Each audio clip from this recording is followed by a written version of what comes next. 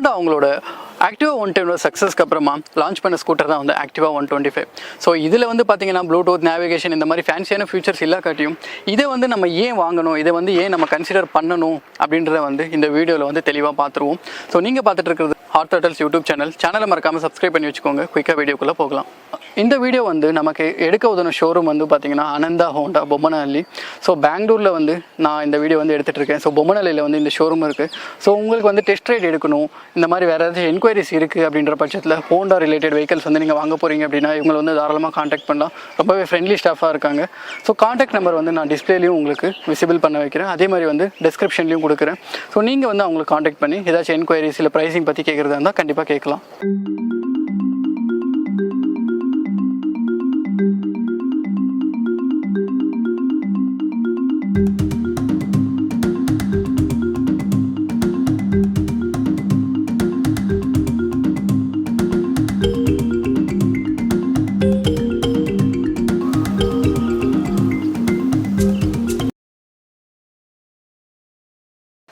So Activa 125 லுக்ஸை பற்றி பார்ப்போம். So looks படி பார்க்கும்போது இது Activa 110 மாதிரி தான் சிமிலராக இருக்குது. பட் என்னென்னு வந்து பார்த்தீங்கன்னா கொஞ்சம் பிக்கர் ப்ரொஃபைல். அதே மாதிரி இது வந்து பார்த்தீங்கன்னா நமக்கு வந்து ஒரு கிளாசிக்கலான கம்யூட்டர். ஸோ ஒரு ஃபேமிலி ஸ்கூட்டருக்கு ஏற்ற மாதிரி தான் டிசைன்ஸ் இருக்குது. இது வந்து ஒரு ஸ்போர்ட்டினஸான லுக் வந்து கிடையாது. பட் லுக்ஸை பொறுத்து வந்து பார்த்தீங்கன்னா எனக்கு ரொம்பவே நல்லாயிருக்கு. ஸோ Activa 125 பில்ட் குவாலிட்டி பற்றி பார்ப்போம். ஸோ பில்டன் வந்து பார்க்கல நமக்கு ஓரளவுக்கு ஃபைபரும், ஸோ மெஜாரிட்டி பார்ட்ஸில் வந்து மெட்டலும் கொடுத்துருக்காங்க. ஸோ மட்கார்டெல்லாம் வந்து பார்த்தீங்கன்னா மெட்டலில் தான் கொடுத்துருக்காங்க. அதே மாதிரி இதில் வந்து பார்த்தீங்கன்னா நமக்கு மட்கார்டில் மேக்ஸிமம் வந்து ஃப்ரண்ட்டில் எங்கேயாச்சும் நம்ம டச் பண்ணும்போது அதை ப்ரொடெக்ட் பண்ணுறதுக்காக இங்கே ஒரு பிளாஸ்டிக் ப்ரொடெக்டர் வந்து கொடுத்துருக்காங்க. ஸோ இது வந்து ஒரு பெட்டரான ஃபியூச்சர். ஸோ ரிமைனிங் வந்து பேனல் குவாலிட்டிலாம் எப்படி இருக்குன்னு வந்து பார்த்தீங்கன்னா பிளாஸ்டிக் வந்து கொஞ்சம் தின்னாக தான் இருக்குது.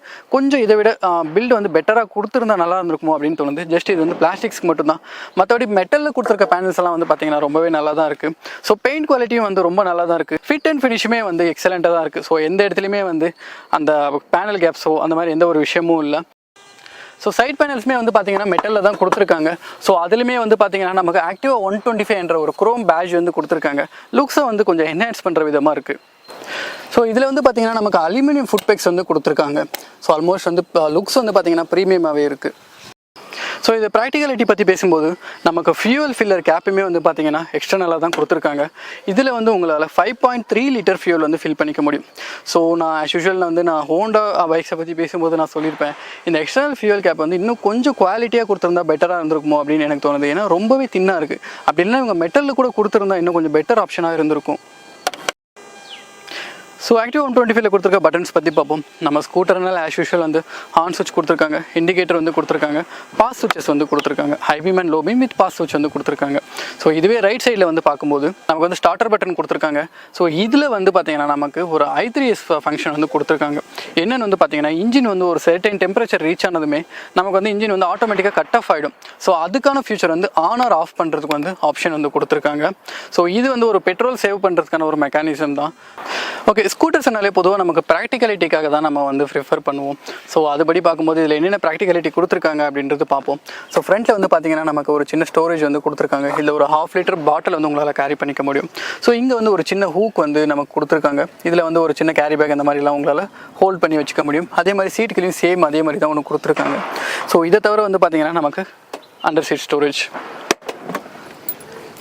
ஸோ அண்டர் சீட் ஸ்டோரேஜ் வந்து பார்த்தீங்கன்னா ஓரளவுக்கு அடிக்குவேட்டாக தான் கொடுத்துருக்காங்க. ஸோ கம்பேரிட்டிவ்லி மற்ற ஸ்கூட்டர்ஸை கம்பேர் பண்ணும்போது ஓரளவுக்கு சின்ன ஸ்பேஸ் தான். உங்களால் ஃபுல் ஃபேஸ் ஹெல்மெட்டெல்லாம் இதில் வந்து கேரி பண்ணிக்க முடியாது. ஒரு ஹாஃப் ஃபேஸ் ஹெல்மெட் வந்து தாராளமாக இதில் வந்து கேரி பண்ணிக்கலாம். ஸோ இதில் வந்து பார்த்தீங்கன்னா ஃபுட்போர்ட் ஸ்பேஸுமே வந்து ஓரளவுக்கு அடிக்குவேட்டாக தான் இருக்குது. உங்களோட ரெஃபரன்ஸ்க்காக என்னோடய ஃபுட் வந்து பார்த்தீங்கன்னா 10 இன்ச்சஸ் இருந்துமே எனக்கு வந்து கொஞ்சம் கேப் இருக்குது. உங்களால் ஒரு சின்ன வாட்டர் கேன் இதெல்லாம் வந்து கண்டிப்பாக எடுத்துகிட்டு போக முடியும். இதில் வந்து பார்த்தீங்கன்னா நீருமே வந்து பார்த்தீங்கன்னா அடிக்குவேட்டாக தான் இருக்குது. ஓரளவுக்கு டாலான பர்சனாக இருக்கீங்க அப்படின்ற பட்சத்துலையும் நீரும் வந்து சஃபிஷியண்ட்டாக தான் இருக்குது. ஸோ இந்த ஸ்கூட்டரோட வெயிட் வந்து பார்த்தீங்கன்னா 110 kgs. ஸோ ரோட்டில் வந்து ஓட்டி பார்ப்போம் எந்த மாதிரி இருக்குது, வெயிட் வந்து நமக்கு ஹேண்ட்லிங்கில் வந்து தெரியுதா அப்படின்றது. இந்த வண்டியில் கொடுத்துருக்க சீட் ஹைட் பற்றி பார்ப்போம். சீட் ஹைட் வந்து பார்த்தீங்கன்னா 782 mm வந்து கொடுத்துருக்காங்க. ஸோ அப்படியே நம்ம வந்து கிரவுண்ட் கிளியரன்ஸ்க்கு வரும்போது பார்த்தீங்கன்னா 162 mm வந்து கிரவுண்ட் கிளியரன்ஸ் கொடுத்துருக்காங்க. Activa 125 கொடுத்துருக்க டயர்ஸ், பிரேக்ஸ் அண்ட் சஸ்பென்ஷன் பற்றி பார்ப்போம். ஸோ ஃப்ரண்ட்டில் வந்து பார்த்தீங்கன்னா நமக்கு 90/90/12 வந்து கொடுத்துருக்காங்க. ஸோ இதில் வந்து பார்த்தீங்கன்னா 12 inch டயர்ஸ் தான் கொடுத்துருக்காங்க. நமக்கு சஸ்பென்ஷன் படி வந்து பார்க்கும்போது ஃப்ரண்ட்டில் வந்து டெலிஸ்கோபிக் சஸ்பென்ஷன் தான் கொடுத்துருக்காங்க. அதே மாதிரி வந்து டிஸ்க் பிரேக்ஸ் வந்து கொடுத்துருக்காங்க. கேலிப்பரில் வந்து பிராண்ட் எதுவுமே மென்ஷன் பண்ணல. பைட்டிங் எப்படி இருக்குது அப்படின்றத வந்து பார்ப்போம். ரியரில் வந்து பார்த்தீங்கன்னா நமக்கு 90/110 வந்து கொடுத்துருக்காங்க. இந்த ஸ்கூட்டரில் ரியரில் கொடுத்துருக்க சஸ்பென்ஷன் வந்து பார்த்தீங்கன்னா spring loader 3 step adjustable suspension. So இது ரியரில் வந்து நமக்கு ஆஸ் யூஸ்வல் ட்ரம் பிரேக் தான் கொடுத்துருக்காங்க. ஸோ இதோட பைட்டிங்கும் வந்து பார்த்துருவோம் எப்படி இருக்குது அப்படின்றது. ஹோண்டா சிவிடியில் பண்ணியிருக்க சேஞ்சஸ் பற்றி பார்ப்போம். ஸோ இதில் வந்து பார்த்திங்கன்னா நமக்கு டெடிகேட்டடாக ஏர் ஃபில்டர் எதுவுமே கொடுக்கல. பட் மார்க்கெட்டில் இருக்க சில ஸ்கூட்டர்ஸில் வந்து பார்த்திங்கன்னா நமக்கு டெடிகேட்டடாக ஏர் ஃபில்டர் வந்து கொடுத்துருக்காங்க. பட் இதில் வந்து மிஸ் ஆகுது. பட் ஸ்டில் வந்து ஹோண்டா என்னென்ன சேஞ்சஸ் வந்து பண்ணியிருக்காங்க அப்படின்றது வந்து பார்ப்போம். சிவிடியில் வந்து பார்த்திங்கன்னா இன்டர்னலாக இருக்க மெக்கானிசம்ஸ் எல்லாமே வந்து கம்ப்ளீட்டாக சேஞ்ச் பண்ணியிருக்காங்க. ஸோ எக்ஸாம்பிளுக்கு சொல்லணும் அப்படின்னு பார்த்திங்கன்னா நமக்கு ரோலர் வெயிட்லேருந்து அந்த ரோலரோட ஹப்பு வரைக்கும் ரியரில் வந்து பார்த்திங்கன்னா நமக்கு இங்கே ஒரு சின்ன பேரிங் கொடுத்து இதில் வர சின்ன சின்ன வைப்ரேஷன்ஸ் எல்லாமே வந்து பார்த்திங்கன்னா கண்ட்ரோல் பண்ணியிருக்காங்க. ஸோ இதில் வந்து சிவிடி சைடில் ஓரளவுக்கு நல்லாவே ஒரு ரிஃபைன்மெண்ட்டை வந்து நம்மளால் எக்ஸ்பெக்ட் பண்ண முடியும். ஸோ இதுக்கு முன்னாடி ஜென்ரேஷனில் இருந்த சிவிடிஸ் வந்து பார்த்திங்கன்னா ஹோண்டாவில் வந்து ஒரு 1000-1500 கிலோமீட்டர்ஸ்லேயே வந்து பார்த்திங்கன்னா வைப்ரேட் பண்ண ஆரம்பிச்சிட்டு இருந்தது. நம்ம என்ன தான் க்ளீன் பண்ணி போட்டாலுமே இதில் வந்து வைப்ரேஷன் இருந்துகிட்டே தான் இருந்தது. ஸோ ஹோண்டா வந்து அதனால தான் இந்த சிவிடியை வந்து ரீகன்ஸ்ட்ரக்ஷன் பண்ணியிருக்காங்க. அதே மாதிரி வந்து பார்த்திங்கன்னா இன்ஜினையும் வந்து பார்த்திங்கன்னா ஓரளவுக்கு லாங் ஸ்ட்ரோக் இன்ஜினாக பண்ணியிருக்காங்க. இனிஷியல் வந்து டார்க் வந்து அதிகமாக ஜென்ரேட் பண்ணுற மாதிரி. எதுக்காக வந்து பார்த்திங்கன்னா இந்த சிவிடியில் வர வைப்ரேஷனை வந்து கண்ட்ரோல் பண்ணுறதுக்காக. ஸோ அதே மாதிரி இங்கே வந்து இதுக்கு முன்னாடி வந்து இதுக்குள்ளே வர ஏர் வந்து பார்த்திங்கன்னா இதுக்கும் ஒரு கூலிங் சிஸ்டம் இருக்குது. உள்ள ஒரு ஃபேன் வச்சுருப்பாங்க. ஸோ இதுக்குள்ளே வர ஏர் வந்து பார்த்திங்கன்னா இங்கே சர்க்குலேட் ஆகிட்டு இந்த வழியாக வந்து எக்ஸாஸ்ட் ஆகிட்டு இருந்தது. ஸோ இதுலேயுமே வந்து பார்த்திங்கன்னா பிரச்சனை இருந்தது. மழை காலங்களில் வந்து தண்ணி சீக்கிரமாக உள்ளே போயிடும். ஸோ அந்த எக்ஸாஸ்ட் என்ன பண்ணாங்கன்னா இப்போ இங்கே வர ஏர் வந்து இந்த வழியாக வந்து வெளியே போயிடும். ஸோ இங்கே ஒரு சின்ன அவுட்லெட் கொடுத்துட்டு இது வழியாக வந்து வெளியே போயிடும். அதோட சைஸுமே வந்து பார்த்திங்கன்னா கம்மி பண்ணியிருக்காங்க.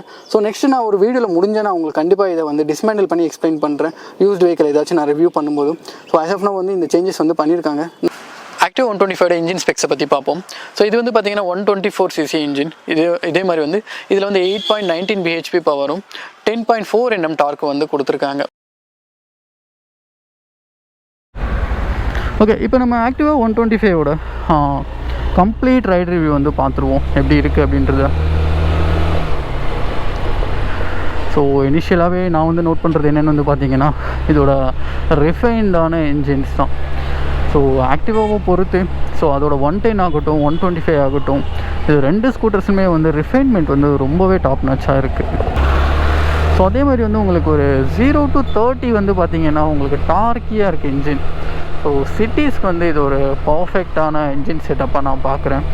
ஸோ ரிமைனிங் ஆஸ்பெக்ட்ஸை பார்ப்போம். பிரேக் எப்படி இருக்குது, சஸ்பென்ஷன் எப்படி இருக்குது, ஹேண்ட்லிங் எப்படி இருக்குது, இது எல்லாமே பார்ப்போம். யூஸ்வலாகவே வந்து ஸ்கூட்டரில் வந்து பார்த்திங்கன்னா சஸ்பென்ஷன் வந்து ஓரளவுக்கு வந்து கொஞ்சம் ஹார்டர் டியூனிங்கில் தான் கொடுத்துருப்பாங்க. ஸோ என்ன ரீசன்னா நமக்கு வந்து ரைடை வந்து மெயின்டைன் பண்ணுறதுக்காக. ஸோ இதுலேயுமே வந்து பார்த்திங்கன்னா லைட்டாக ஸ்டிஃபராக தான் இருக்குது. பட் வந்து ரைடை வந்து அந்தளவுக்கு அஃபெக்ட் பண்ணுற மாதிரி வந்து இல்லை.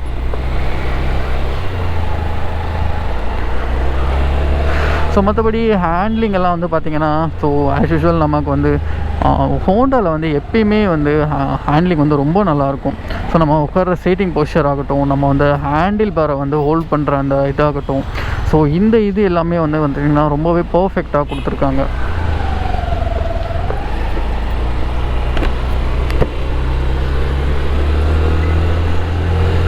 ஸோ மிட் ரேஞ்ச் எப்படி இருக்குது அப்படின்றத வந்து பார்ப்போம். ஸோ லோ எண்ட் வந்து நான் ஆஸ் யூஷுவல் சொன்ன மாதிரி ரொம்பவே பர்ஃபெக்டாக இருக்குது. சிட்டிஸில் வந்து நல்லாவே அஜைல் அண்ட் நிம்பிளாக இருக்குது. ஸ்கூட்டர் வந்து ரொம்பவே பர்ஃபெக்டாக இருக்குது. சிட்டி ரைடுக்கு வந்து இதோட இன்ஜின் டியூனிங் வந்து ரொம்பவே பர்ஃபெக்டாக மேட்ச் ஆகுது.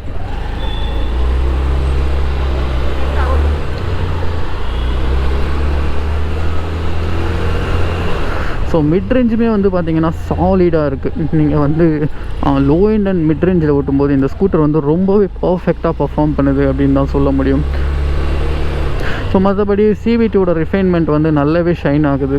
ஸோ BS6 வந்து இவங்க சில சேஞ்சஸ் வந்து பண்ணியிருக்காங்க இல்லைங்களா சிவிடியில். ஸோ அந்த சேஞ்சஸ் வந்து கிளியராக வந்து ரிஃப்ளெக்ட் ஆகுது.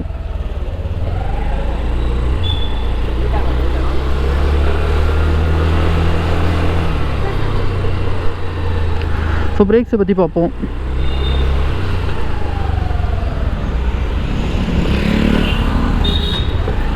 ஸோ பிரேக்ஸை பொறுத்த வரைக்கும் ரியர் வந்து பார்த்திங்கன்னா நமக்கு ட்ரம் தான் கொடுத்துருக்காங்க. ஸோ ஆஸ் யூஷுவல் நமக்கு ட்ரம் பிரேக்ஸ் வந்து எந்த மாதிரி யூஸ்வலாக பெர்ஃபார்ம் பண்ணுமோ அந்த மாதிரி தான் இருக்குது. ஓரளவுக்கு ஸ்பாஞ்சியான பைட்டிங் தான். பட் ஃப்ரண்ட்டில் வந்து பார்த்திங்கன்னா நமக்கு டிஸ்க்குமே வந்து பார்த்திங்கன்னா புது வண்டின்றதுனால என்னென்னு தெரியல, பைட்டிங் வந்து ப்ராப்பராக கிடைக்கல. ஸோ ஓரளவுக்கு ஆவரேஜான பிரேக்கிங் செட்டப் தான். நீங்கள் வந்து இன்கேஸ் ஆக்டிவா 110 வாங்குற மாதிரி டிசிஷனில் இருந்தீங்கன்னா ஒரு தடவை ஆக்டிவா 125 டெஸ்ட் ரைட் எடுங்க. ஸோ மேபி உங்கள் டிசிஷன் வந்து சேஞ்ச் ஆகலாம். ஏன்னா வந்து இதில் பவர் வந்து கொஞ்சம் கூட இருக்குது. ப்ளஸ் வந்து low end and mid range வந்து ரொம்ப சாலிடாக இருக்குது ஸ்கூட்டரில். ஸோ அதை நான் வந்து கிளியராக ஃபீல் பண்ணுறேன். ஸோ நீங்கள் வந்து ஒரு 0 to 60 வந்து ட்ராவல் பண்ணுற பர்சனாக இருக்கீங்க, ஒரு 70 வரையும் ரீச் ஆகுவீங்க அப்படின்னா இந்த ஸ்கூட்டர் வந்து அந்த பேண்ட் விட்த்லேயே தான் இருக்கும் உங்களுக்கு. ஸோ அதனால் வந்து ஓட்டுறதுக்குமே வந்து பார்த்திங்கன்னா ஓரளவுக்கு நல்லா தான் இருக்குது ஸ்கூட்டர். ஸோ டெஃபினெட்லி வந்து நீங்கள் இந்த சிட்டி ரைட் அண்ட் வந்து லோ அண்ட் மிட் ரேஞ்சுக்கு எதிர்பார்க்குறீங்க அப்படின்னா வந்து இந்த ஸ்கூட்டரை வந்து கன்ஃபார்மாக நீங்கள் வந்து சூஸ் பண்ணிக்கலாம். அதில் எந்த இஷ்யூஸுமே கிடையாது. ஸோ சீட்டிங் கம்ஃபர்ட்டுமே வந்து பார்த்திங்கன்னா ரொம்ப குஷனியாக இருக்குது, நல்லா தான் இருக்குது, அதில் எந்த இஷ்யூஸுமே இல்லை.